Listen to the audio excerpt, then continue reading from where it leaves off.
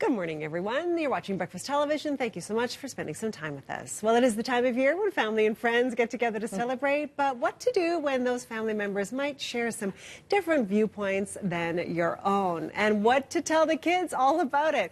Our parenting expert, Gail Bell, is here this morning. So this is a time of year when this stuff can really bubble up, isn't it? For sure, simply because it's the time of year when most of us are together. That's right. So we're getting together. Right. And it is a really interesting time you and I were discussing. There are a lot of controversial issues that can really have, say, a generational divide perhaps. So what to do? Give us some help.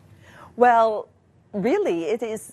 Let's try to flip it and make it a positive and say, as a family, this is an opportunity for parents to teach their kids and model for their kids and support their kids in social situations. Right, because this is a skill, isn't it? It's absolutely a skill, social skills, and our children are born with a clean slate. Right. So again, it doesn't take a lot of time because people are feeling a little time crunch right now, but if you know you're going to a social gathering and you want to make it an enjoyable time, but perhaps with these same group of people before, it's been a little tense. All we can do is move forward, right? So what happened last time?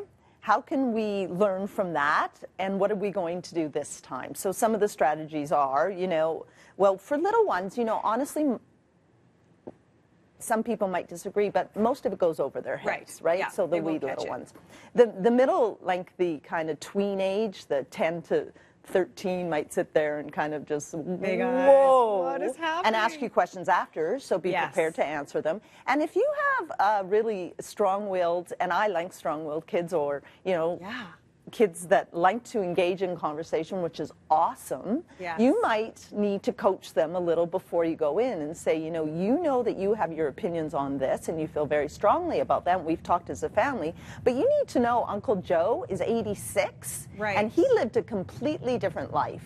So you may even set some boundaries in your family about what's okay to talk about and what's not okay to talk about. Like, do not bring this up.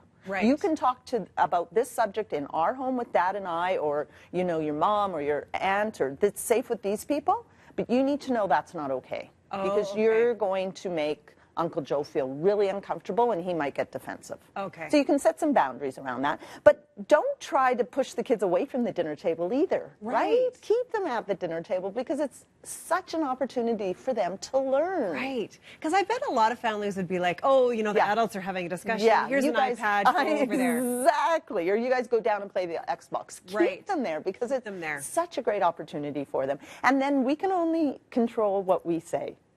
Right? And what we do. So go in, if you know it's going to be a situation, go in with maybe 5 topics that you can quickly change the subject. So yourself. So you're redirecting the conversation away from the controversial subject. Redirect the conversation. And then the thing that even when we coach kids that are having social issues at school, we always say, hold that I, right? Because you don't want to say you.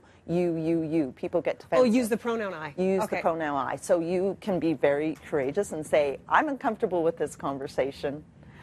And then quickly bring in one of your 5 topics. Or, I need to stop talking about this because I have a different viewpoint from you. So let's just agree to disagree and then quickly change the subject. Change the subject and again. You're modeling for your children. Right, that skill.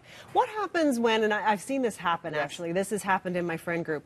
What happens when it's someone that your child really loves and adores, like grandma, for example, or grandpa, for example, and all of a sudden they have this revelation that grandma or grandpa doesn't share the same viewpoint that I do on something. And it can be quite shattering for the kids. I mean, they can kind of be like, whoa, this grandma, maybe they're not the same person I thought they were. How do we handle that situation?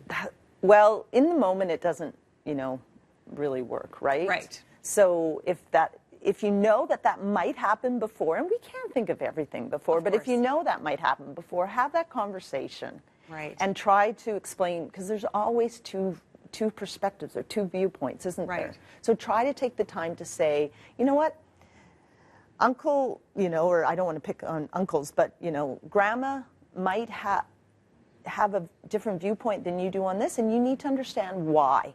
You don't have to agree with her viewpoint, but you need to respect that that's how she lived and that's her viewpoint, and you don't have to live like that or agree with it.